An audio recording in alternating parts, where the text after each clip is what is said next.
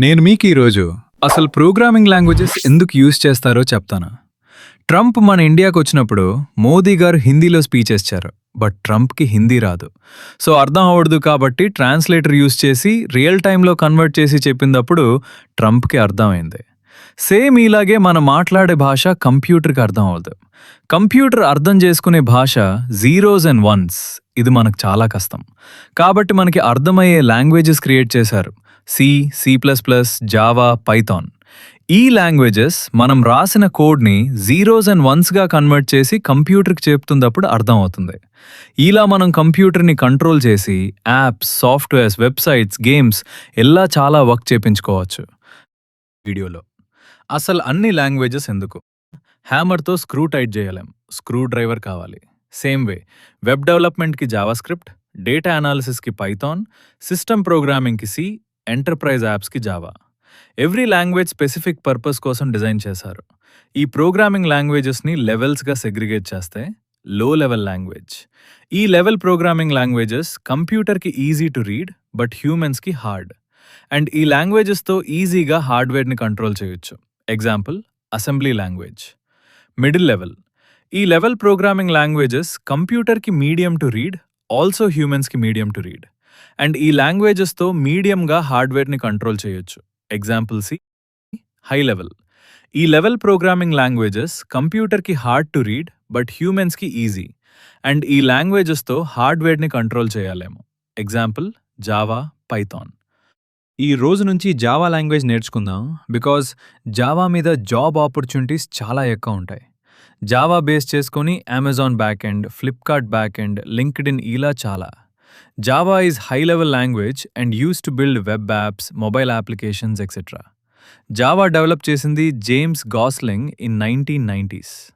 Java features. 1. Java is secure. అందుకే banks and big company softwares జావాని base చేసుకొని develop చేశారు. 2. Java is robust. అంటే strong and stable. So program crash chances తక్కువ. 3. Java is multi threaded. Means multiple tasks same టైంలో run చేయొచ్చు. 4. Java is OOP based language. Means జావాలో code outside క్లాస్లో రాయలేం. 5. Java is independent language. అంటే write once, run anywhere. Last వీడియోలో Java అంటే ఏంటి అండ్ జావా ఫీచర్స్ నేర్చున్నాం. ఈ వీడియోలో జావా లాంగ్వేజ్ మనం రాసిన కోడ్ని జీరోస్ అండ్ వన్స్గా ఎలా కన్వర్ట్ చేసి రన్ చేస్తుందో ఎక్స్ప్లెయిన్ చేస్తాను. ఫస్ట్ మనం రాసిన కోడ్ని సోర్స్ కోడ్ అని పిలుస్తారు. అండ్ సోర్స్ కోడ్ని .java అనే ఎక్స్టెన్షన్తో సేవ్ చేయాలి. ఈ సోర్స్ కోడ్ని జావా కంపైలర్ బైట్ కోడ్గా కన్వర్ట్ చేస్తుంది.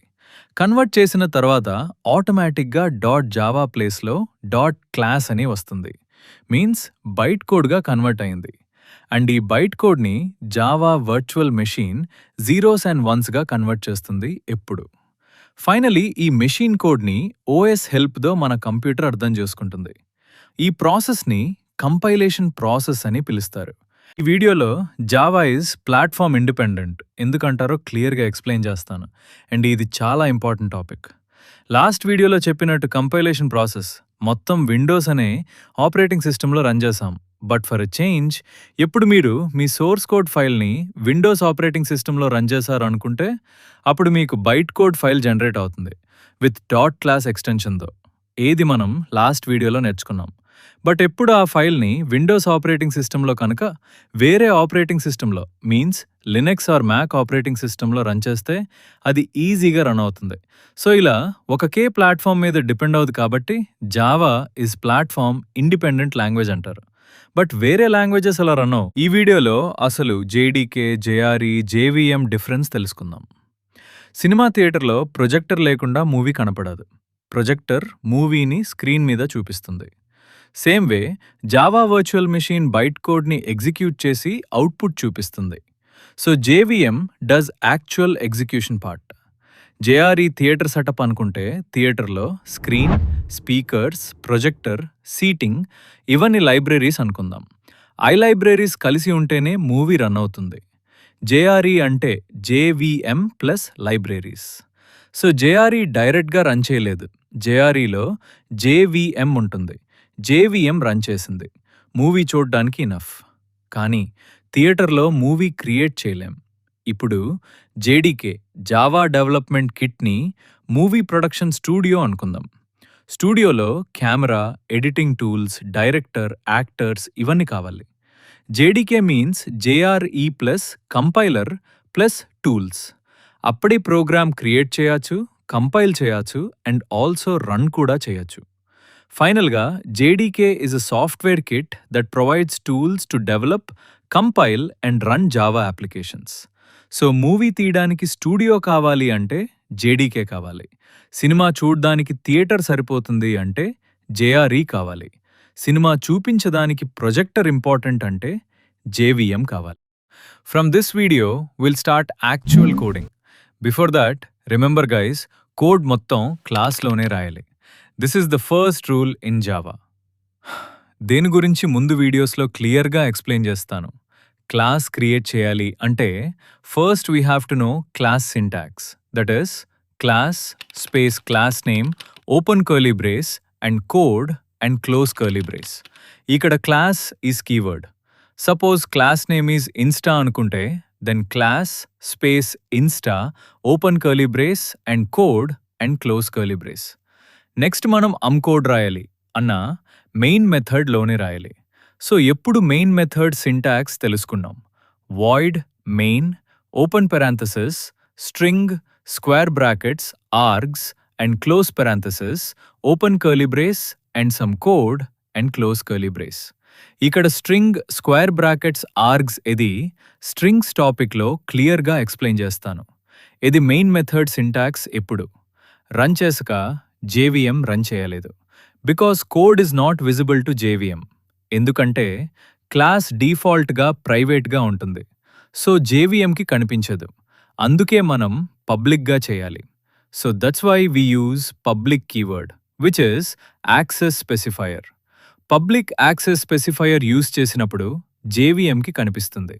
But some problem there. Now main method is visible but not accessible. Means మీరు స్విగ్గీ వెబ్సైట్లో బిర్యానీ చూడగలుగుతారు బట్ తినలేరు. కానీ తినలంటే ఆర్డర్ చేయాలి. ఇక్కడ కూడా సేమ్. మెయిన్ మెథడ్ని చూడగలుగుతారు బట్ యాక్సెస్ చేయలేరు. యాక్సెస్ చేయాలి అంటే స్టాటిక్ కీవర్డ్ని యూజ్ చేయాలి. Now main method is visible and accessible. ఎప్పుడు యాక్చువల్ కోడ్ స్టార్ట్ చేద్దాము. మనకు డిస్ప్లేలో ఆదైనా కనిపించాలి అంటే system dot out dot print open parenthesis double quotes hello Varma double quotes and close parenthesis and semicolon. Semicolon means ఈ లైన్ ఎండ్ అని అర్థం. Then run it. Then you'll get output on display. That's simple. Congratulations guys.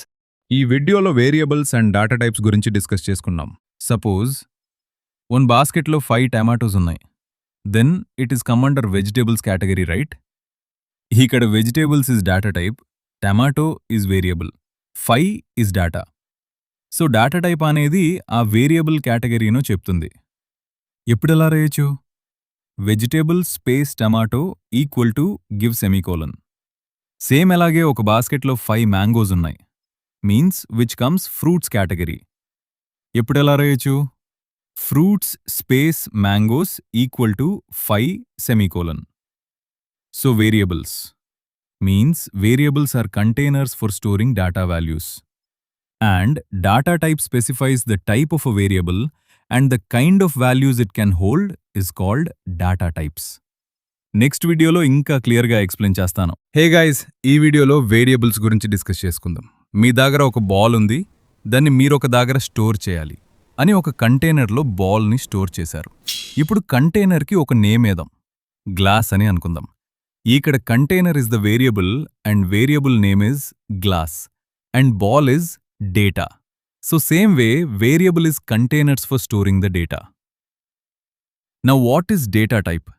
Data type variable ఎలాంటి డేటాని store చేసుకుందో specifies చేస్తుంది. Suppose మీ నేమ్ని ఒక వేరియబుల్లో స్టోర్ చేయాలి. వేరియబుల్ నేమ్ ఎస్ అని అనుకుందాం. So S equal to double quotes Varma semicolon. ఎప్పుడు స్టోర్ చేశాము బట్ స్పెసిఫైస్ చేయలేదు. Varma is the word, right? Technically it is string. String అని యాడ్ చేయాలి. స్ట్రింగ్స్ని డబుల్ కోట్స్లోని రాయాలి. అండ్ మీ ఏజ్ని స్టోర్ చేయాలి. Same age is variable name equal to 21 semicolon. Age is number, technically integer, so ఇంట్ add చేయాలి. మీ హైట్ని store చేయాలి అనుకుంటే so height, wait, values డెసిమల్స్లో ఉంటాయి. Like 65.8, 171.3 ఎలా. For that we have to use float data type. Float height equal to 172.5 semicolon. ఇలా different data types different పర్పస్కి use చేయాలి. ఎప్పుడు ప్రింట్ చేయాలి? System dot out dot print S semicolon. ఇప్పుడు మీ name print అవుతుంది. Same way height, age print చేయాలి. That's it guys. ఈ వీడియోలో రిమైనింగ్ డేటా టైప్స్ డిస్కస్ చేసుకుందాం. బైట్ డేటా టైప్, ఇది కూడా ఇంటీజర్స్ వాల్యూస్ కోసమే, కానీ ఓన్లీ -128 to 127 వరకే హోల్డ్ చేస్తుంది. Suppose if I give byte age 128, then it becomes error. That's why introduce short. Short date type can hold from -32,768 to 32,767. If I assign short age is -32,768, it will work. But if I assign age is 32,768, then it is error. Idi problem ni overcome cheyadaniki they introduced int. Int can hold same long data type. Its range is, but long ki number use చేసాక L use చేయాలి. Upper case or lower case. Float can hold 6 to 7 decimals. Means point తర్వాత only 6 numbers allow చేస్తుంది. If in case 10 ఉంటే అలా, for that we have to use double. Double can hold 15 decimal values. Boolean is different, which holds true or false. Char data type, which holds single character. Char single quotes లోనే రాయాలి, but string double quotes లోనే రాయాలి. ఇవన్నీ primitive data types. Means byte, short, int, long, double, float, char, boolean. ఇవి జావాలో inbuilt అయి ఉంటాయి. Non primitive data types ఉంటాయి, అవి ఫర్దర్గా తెలుసుకుందాం. That's it guys.